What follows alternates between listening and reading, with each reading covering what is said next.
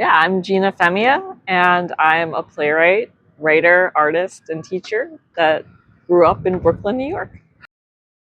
We're at my favorite place on earth and the best place on earth, Coney Island. I mean, there's a bunch of reasons why I love Coney Island and want to not only theatricalize it, but put it into prose, put it into words. I'm never trying to capture it. I feel like that's very colonialist language. um, I'm just trying to create my reflection, my interpretation of it. But I think it's important because the way we talk about Coney Island, it's America's playground.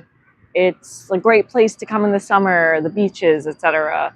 And what while I incorporate those elements into my work, what I'm more interested in is incorporating the everyday that happens here, the people who live here year round, that to them it is their backyard, but they have a different relationship with it. And I think that a lot of people, whether you live here or are a tourist that comes here, don't consider that. And I think that's really sad. And it's in South Brooklyn, which is far for a lot of folks.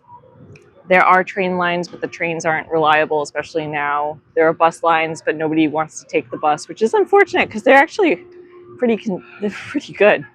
But I think that I don't like thinking about it as just something that I come and I have a good time, and then I leave, and then when I'm gone, it's forgotten. It doesn't exist for me anymore. It exists for me all the time. It's just inside me constantly. And so it's really important for me to try to tell stories that reflect that idea and reflect the people who live here. Yeah, I mean, I grew up in South Brooklyn. I grew up in Bay Ridge, and my neighborhood was not monolithic. It wasn't. I grew up around a lot of different cultural backgrounds, different racial backgrounds. I went to public school for all of my years in elementary and middle school, and then when I went to my first 2 years of high school, I went to an all-girls Catholic school, which was a mistake. I only lasted the 2 years there. And in that Catholic school, everybody was white. There were a few people of color, but otherwise it was white, and I hated that. That was really when I was like butting up against, I had took for granted that I live in a place that has a lot of diversity. And then I was like, oh, this is bad when there's no diversity and when it's only white people. Like I don't like that. So I transferred to a public school for the last 2 years, and then I was once again around folks that I was really more comfortable with, people from different backgrounds. And so yeah, I did that, and then I went to SUNY Purchase for undergrad, and I had a very diverse group of friends and folks that were from the city. You know, it's a SUNY school, so it means it's a state school, so there's a lot of people from the city that are there. And then that's the community that I've built around myself is just naturally composed of folks that are very diverse and very differently minded from one another, and also similarly minded from one another. And so yeah, it's not about trying to tell a person's story or shout over another person. It's just about reflecting the reality of my world and my lived experience. But yeah, I think authenticity is such an interesting word to me. I appreciate it, but what is authenticity, right? Like it technically can't be authentic if I'm writing a person from outside my lived experience, because I am like outside that lived experience. But I do appreciate that folks have said in many instances that they feel like they are seen by the character, that they're reflected in the character, that they love playing the character, all of those different types of things. So I really appreciate that. And then when I've messed up, when I've made a mistake, I've corrected. I think that that's the best we can do as artists. When we are called out, when we are told that you messed up, you just have to take the feedback with grace. And I think that that is really hard for a lot of folks to do. But again, because my lived reality, I'm surrounded by folks, and my community are folks that are like people I love, and I don't want to harm them and I don't want to hurt them. I'm always happy to take the feedback and change. I think I have passed the 40 full-length play threshold. Short plays, I have no idea, but I think it's probably close to 50, including 1-minute plays, which I've written a fair few. If it's not 40, it's probably 39. I allow myself to daydream, and I call it rigorous daydreaming. I have rigorous daydreaming where before I start writing, I think about the play a lot. I think about what I want to write about. I think about the characters, the themes, the feeling. A lot of my plays come from feeling. Like, I feel sad. I feel lonely. I feel contemplative. So I focus a lot on that. And by rigorous daydreaming, I mean, like, if I have a moment to think outside of what I'm doing, I'll fill it with thinking about those things and kind of, I want to say meditating on it, because that's not completely right, but just thinking, daydreaming. And so I'll do that, I'll get the idea, I'll hold it. And then there's also, like, am I going to actually finish writing this play, or like start writing this play? I have to really love it. I have to love the idea, be interested in the idea. And so, once I get a hold of it, I can usually just write what needs to be written as fast as possible. So something I do, which if you take a class with me, I talk about this all the time, but I follow the energy. I believe in following, like, writing out of order, writing non-linearly, and just going where you want to go, what is exciting you. I realized recently that a lot of people feel like they have to write linearly because that's the way we experience the story. And a lot of people were like, when I can't make it past this thing, I can't make it, but I know about this thing that's happening after. So I'd be like, well, then why don't you just write that thing? Because a lot of the times I have the same thing where I'm like, I don't know how this is going to go. I don't know how this is going to connect. But then if I work on the thing after, the answer pops up. So I hate writing first drafts. They're my least favorite part of the process. I like the rewriting process and workshopping process. So it's also motivated by, let me get the bad part done as fast as possible. Like how I eat my food, I eat the thing that I'm least excited about first and save the thing I'm most excited about last. So it's like, okay, let me get this out of the way so then I can get to the end and get there as fast as possible. But I do that prep work so that I can write a play in a week. These last two took a month each. For me, it's getting that first draft out, for sure, for plays. For novels, it's writing a novel. Just the hardest form to write in, I think. But I think that it requires your full attention.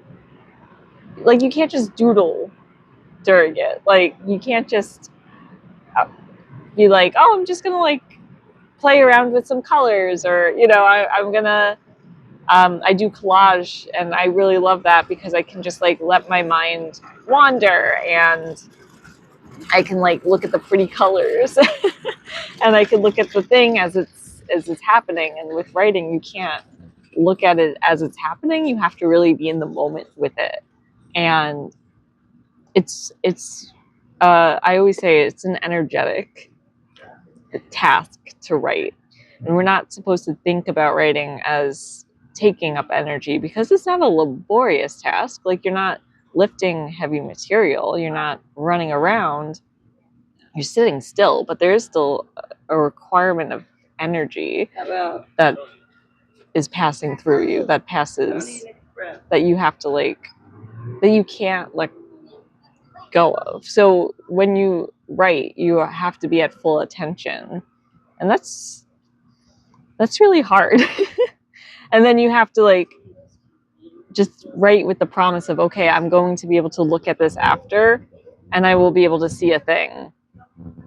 And I like collage because you can see it as it's happening, and with writing you just have to trust that it's going to be there, and that's really hard.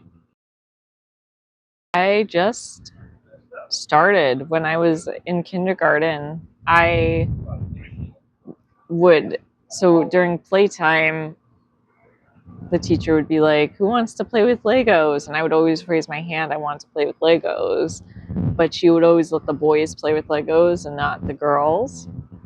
And she would be like, girls play with baby dolls or play kitchen. And I wouldn't want to. And so the only thing left to me that I remember, I'm sure there was other things, but she had this table that had a bunch of stapled together pieces of paper, making little books. And I would just write stories in there. And by write, I mean I would just draw pictures. And then I would go home and I would read the story to my grandmother or my mom, but it would always change. So there's just something in me that's always been innate. I've always wanted to be a storyteller. I've always been a storyteller. And that was, I used to play with Barbies or Littlest Pet Shops, but they would have whole elaborate multi-day story arcs. I remember when I was 10, I really tried to become a filmmaker, and I had this whole Barbie found footage disaster movie that I tried to make. And then I would also just write stories in notebooks all the time. I used to just take fairy tales and try to turn them into my version of the fairy tale, Bo Peep and the Three Sheep. It was supposed to be Goldilocks and the Three Bears, or oh my gosh, The Ugliest Princess, and she had a horse face. I don't know. That's where I started, and then I just kept going.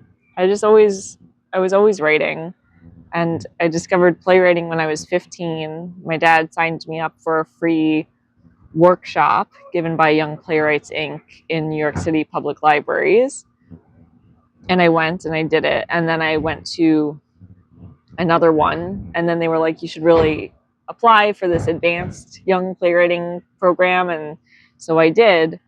So I didn't think that I could be a playwright because we used to go see Broadway plays, and all of those plays were musicals. So I guess Broadway musicals. We were a big musical family, and so when my dad first approached me with this idea of writing a play, taking this workshop, I was like, how could I possibly write a play? I don't know how to write music. I didn't know that plays didn't have to have music. And then I saw, with Advanced Young Playwrights, we saw a bunch of plays. I was really lucky. I didn't know how lucky I was. And one of them was Vincent in Brixton by Nicholas Wright. And it's about Vincent van Gogh. It's an imagination of his last days before he succumbed to his mental illness. And there's this monologue about the darkness and his depression, and I was like, oh, words can make music. I didn't know that. And so then, I started writing plays. Always and Forever, Stephen Adly-Guirgis, which I've heard two separate people say this is how he says his name, and it's two different ways. So I'm just going to go with Guirgis. Hopefully it's correct, and if not, I'm so sorry. I tell this story all the time. So I was at SUNY Purchase in undergrad. I was there for dramatic writing, which is how in part, I've been able to write so many plays as I really, from 15 to now, I've just written plays. But I was in undergrad and it was the early 2000s. So, and the program was not very well run, which I'm comfortable saying now because most of the folks who were running that program are gone. And I don't think that there's even a dramatic writing program at the school anymore. But so we were reading all the typical plays. We were reading all the classics and Shakespeare and all of the, Shakespeare contemporaries, the Greeks, Shaw. Shaw is what broke me. I was like, I hate this. I hate this. And I'm not saying that Shaw is bad innately. I'm just saying, like, I was constantly looking for myself and looking for, like, an artistic soulmate. And I just, like, not finding it. Shakespeare felt very hard for me. And then when I tried to express that, I was met with, like, well, you're obviously not smart enough or trying hard enough. And, like, if you don't understand Shakespeare, how could you ever be a playwright, etc. And we weren't seeing any contemporary plays. It wasn't part of the program. Like, we were just focusing on the past. The Importance of Being Earnest is one of my least favorite plays too, and I had to read that like 3 times. And so I was just like, do I even belong here? Should I even be a playwright? Clearly, I can't write like any of these guys. They're all men. I can't write like any of these guys. So, like, how am I supposed to write? And I went to see a reading just during my summer break. I was interning at the Lark, RIP. And I went with a friend who was really excited because Philip Seymour Hoffman was like directing this reading. And I was like, I'll go. And so I went, and it was Jesus Hopped the A Train by Stephen Adler-Gierges. That it was like a benefit reading or something.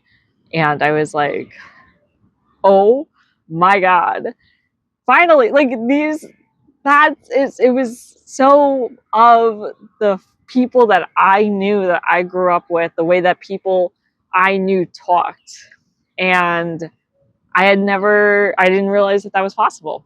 I didn't realize, and I didn't even really remember the content of the piece until I saw it when it was at Signature 10 years later, probably. Not a few years, like a decade later. So when I saw it, I was like, oh my gosh, this is like, there's a crime drama. I didn't realize it because I was so taken away just by the way that the characters spoke.